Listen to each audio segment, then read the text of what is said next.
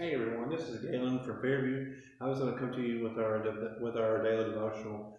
I know it's a little bit different. I know it's nighttime and I'm usually sitting in the car at work when I'm doing our devotional, but I just want to come to you tonight while I have some free time and just share with you the word God has laid on my heart for us to read.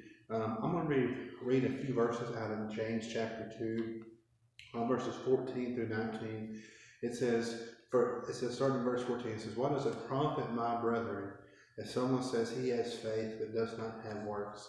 Can faith save him? If a brother or sister is naked and destitute of daily food, and one of you says to them, 'Depart in peace, be warm and be filled,' but do not give them things which are needed for the body, what does it profit? Thus also faith by itself, it does not have works, is dead." So he's saying faith without works is dead.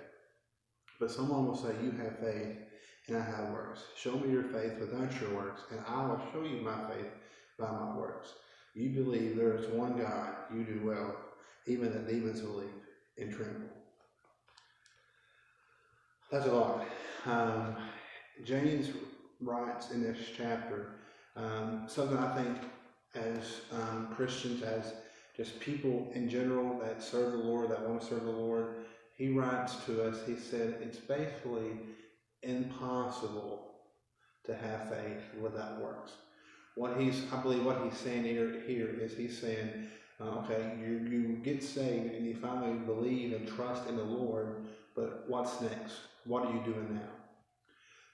I believe that's a problem with our modern day Christianity.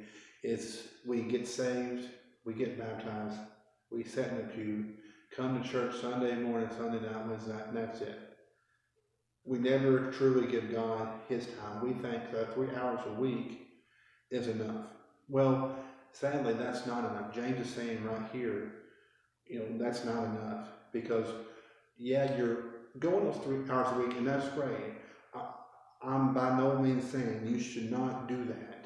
I'm saying, but how can we say as Christians that's enough?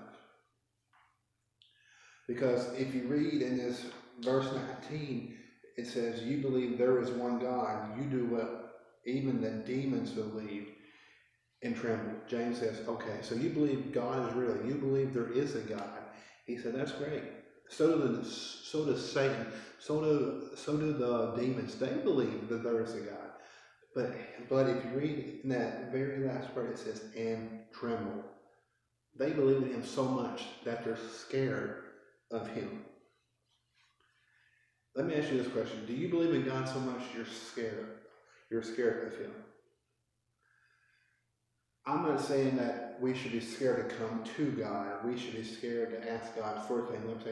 I'm saying, do you believe in God so much that you're scared to live without him? Does that make sense? So let me put it this way. God doesn't want you to just do nothing with your faith. He wants you to get saved, get baptized, read his word, learn his word, and further his kingdom. So my thing is, do we just come to church, get saved, and get baptized, and sit down because we think that's enough? We should be sitting there thinking, we should be scared, and we're going to say, okay, am I doing enough for God? What can I do more for God? I think that's why churches you see church attendance kind of falling down, because people's like, okay, I'm saved, so that's enough.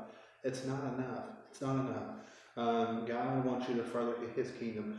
A pastor friend of mine explained it to me like this one time, and it makes a lot of sense. He's a church planner in Truman. He said to me, when we were in elementary school and we made those paper chains, you take construction paper and you cut them in kind of thin strips and you make a chain with them, and you want to make a really, really long chain. Let's put using that chain into our Christian life. You get saved. You lead somebody to Jesus Christ. That's adding to your chain. They lead somebody to Jesus Christ. That's adding to your chain. The more, and then you lead somebody else to Jesus Christ, that's adding to your chain. So, how long is your chain for the Lord? That's what I want to ask you tonight. How long is it? Okay. Um, I know, because I have to ask myself these same questions. Because my pastor, Brother Gary, says, let me step on my own toes.